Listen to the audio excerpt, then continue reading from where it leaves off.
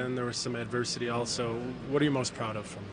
Yeah, lots of things to be proud of with the effort the guys had. Comrie, I thought, was great again. Congrats to Tucker on the hat trick, and Dawes on what he did. Not only did he do something that nobody else has done tonight, but he played a pretty complete game. He was incredible out there defensively, and obviously the offensive accolade he deserves as well. To see what he's been doing offensively, was there any surprise at all, or is it kind of a natural progression to what you saw last year? Yeah, no surprise. I don't think I'll ever be surprised with what Darlene does. He competes so well. He works in between games. He'll be hard at work tomorrow morning, and he's relentless with his work ethic. So he's always keeps himself ready to take advantage of any opportunity he can. Down a defenseman with Henry out, that really showed just the growth of that group, the way that they're able to just roll with five the rest of the game. I mean, after doing it a couple of nights ago when you guys went down. Yeah, I mean, I didn't have time to think about it in game, but we were just talking about, post game here, just how few NHL games or how young that group is to stay composed. Through the course of the game, to stay composed as they scored a couple goals to come back. The bad bounce of the puck even, but they stayed the course, and a really nice thing to see out of a very young decoy.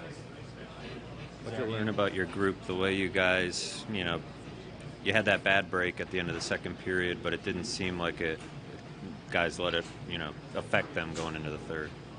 Yeah, I mean, it's very nice. It's always, obviously, that's nice to see momentum when there's going to be momentum swings, and we've talked a lot, even last year, about what happens with momentum swings. How do you react? How to control your feelings and get dialed back in and focus. And I thought, it wasn't easy. It was all the way to the end. I mean, the game. Like I said, Comrie had to be good. They put heavy pressure on, and obviously, within the work of that, we still had to rely on a few breaks. But mentally, they stayed strong. That was very nice to see. Is there any update on Yoki at all at this point? No update. We won't know until tomorrow. In those stretches where it seems like everyone's in sync and you're controlling the puck in the offensive zone, what is it that's clicking in those stretches? Well, I mean, it's just. It's chemistry. It's obviously players getting into a rhythm. When you have an extended possession like that, typically it's second period and the other team's exhausted, and that helps. So no question, we were helped with that as a factor and a component to it.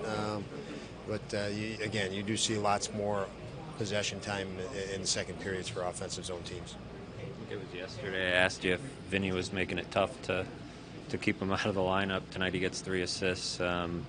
What is he bringing to the group and just the spark that he's brought up front? Yeah, I mean, it's quite a few things when you think about Vinny. He fits the word I said about with Dawes. He's just relentless. He just won't be denied, and a credit to him to stay ready to go, not playing the first couple.